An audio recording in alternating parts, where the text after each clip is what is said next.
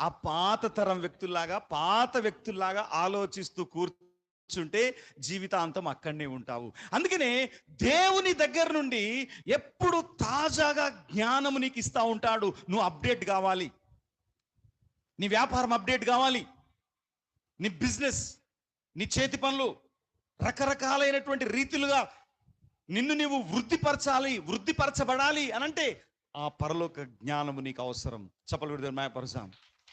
హల్లెలూయా. కొంతమంది ఎలా ఉంటారంటే సుఖవలయములో ఇక నాకు తెలిసిపోయింది, నాకు వచ్చేసింది, ఇక చాలు అని చెప్పేసి ఇక ఒక సుఖ వలయములో, దాన్ని ఏమంటారంటే కంఫర్ట్ జోన్ అంటారు. అంటే దేవుడు ఇచ్చేటువంటి దాన్ని రిసీవ్ చేసుకోకుండా ఆ పాత మూస పద్ధతిలోనే బంధించబడి ఉంటారు. మనం అలా కాకుండా ఎప్పటికప్పుడు దేవుడిచ్చే జ్ఞానాన్ని పొందుకొని విశ్వాసముతో మనం ముందుకు వెళ్ళాలి. చప్పలు కొడితే మాయపరుస్తాం.